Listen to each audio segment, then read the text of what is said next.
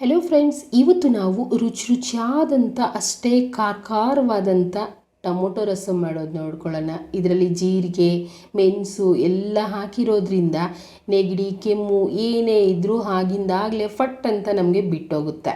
ಮೊದಲನೇದಾಗಿ 1 ಗ್ಲಾಸ್ ನೀರನ್ನು ಬಿಸಿ ಮಾಡ್ತಿದ್ದೀನಿ. ಇದರಲ್ಲಿ 5 ಹಣ್ಣಾಗಿರೋಂಥ ಟೊಮೊಟೊನ ಕಟ್ ಮಾಡಿ ಸೇರಿಸ್ಕೊಳ್ತಿದ್ದೀನಿ.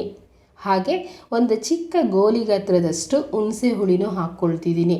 ನೋಡಿ, ಮೀಡಿಯಮ್ ಫ್ಲೇಮಲ್ಲಿಟ್ಟು ಚೆನ್ನಾಗಿ ನಿಧಾನಕ್ಕೆ ಮೆತ್ತಗೆ ಬೇಯಿಸ್ಕೊಳ್ಳಿ.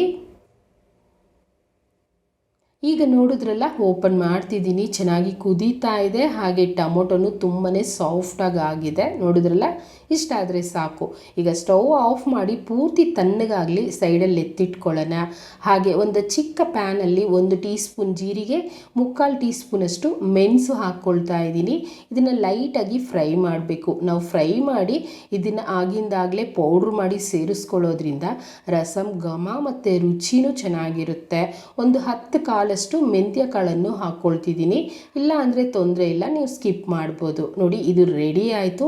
ಬಿಸಿ ಬಿಸಿ ಇರೋವಾಗಲೇ ಒಂದು ಕುಟ್ಟನ್ಗೆಲ್ಲಿ ಸೇರಿಸಿ ನೀವು ಚೆನ್ನಾಗಿ ಚಚ್ಕೊಂಬಿಡಿ. ಬಿಸಿನಲ್ಲಿ ಚಚ್ಕೊಳ್ಳೋದ್ರಿಂದ ತುಂಬ ಬೇಗ ಪೌಡ್ರ್ ಆಗುತ್ತೆ. ಕುಟ್ಟನ್ಗೆ ಇಲ್ಲ ಅಂದರೆ ಒಂದು ಮಿಕ್ಸಿ ಜಾರಲ್ಲಿ ಹಾಕಿ ನೀವು ಪೌಡ್ರ್ ಮಾಡ್ಕೊಳ್ಬೋದು, ತೊಂದರೆ ಇಲ್ಲ. ಆದರೆ ಕುಟ್ಟನ್ಗೆಲ್ಲಿ ಚಚ್ಕೊಳ್ಳೋದ್ರಿಂದ ರಸಮ್ ರುಚಿ ಚೆನ್ನಾಗಿ ಬರುತ್ತೆ.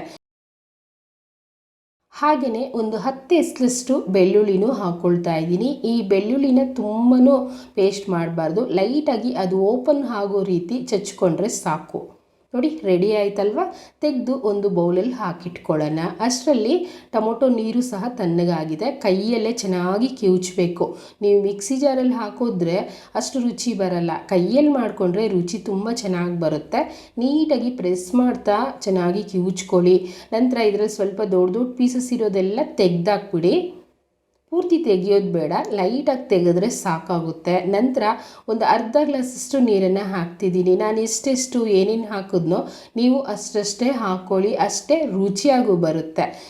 ಉಪ್ಪನ್ನು ಹಾಕಿ ಹಾಗೆ ಚಿಟಿಕೆಯಷ್ಟು ಅರಿಶಿನನೂ ಸೇರಿಸ್ಕೊಳ್ತಿದ್ದೀನಿ. ಪೂರ್ತಿ ಮಿಕ್ಸ್ ಮಾಡ್ಕೊಳ್ಳೋಣ. ನೋಡಿದ್ರಲ್ಲ, ರಸಮ್ ಅಂತೂ ರೆಡಿ ಆಗೋಯ್ತು. ಈಗ ಒಗ್ಗರಣೆ ಹಾಕಬೇಕಲ್ವಾ. ಸ್ಟವ್ ಮೇಲೆ ಒಗ್ಗರಣೆ ಪ್ಯಾನ್ ಬಿಸಿ ಮಾಡಿ 1 ಸ್ಪೂನ್ ಎಣ್ಣೆ ಹಾಕ್ಕೊಳ್ತಾ ಇದ್ದೀನಿ. ತುಪ್ಪ ಬೇಕು ಅಂದರೂ ಹಾಕ್ಕೊಳ್ಳಿ. ಬಿಸಿ ಆಯಿತು. ಸಾಸಿವೆ ಸೇರಿಸ್ಕೊಳ್ಳೋಣ.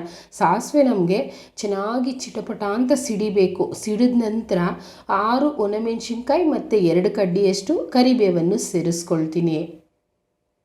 ಹಾಗೆಯೇ ನಾವು ಚಚ್ಚಿಟ್ಟಿರೋಂಥ ಜೀರಿಗೆ, ಮೆಣಸು ಮತ್ತು ಬೆಳ್ಳುಳ್ಳಿ ಎಲ್ಲ ಪೂರ್ತಿಯಾಗಿ ಹಾಕ್ಕೊಳ್ಳೋಣ. ಹಾಕಿ ಚಿಟಿಕೆಯಷ್ಟು ಹಿಂಗು ಸೇರಿಸಿ ನೀಟಾಗಿ ಫ್ರೈ ಮಾಡ್ಕೊಳ್ತೀನಿ. ನೋಡಿ, ಯಾವುದೇ ಕಾರಣಕ್ಕೂ ಸೀದಿಸಬಾರ್ದು.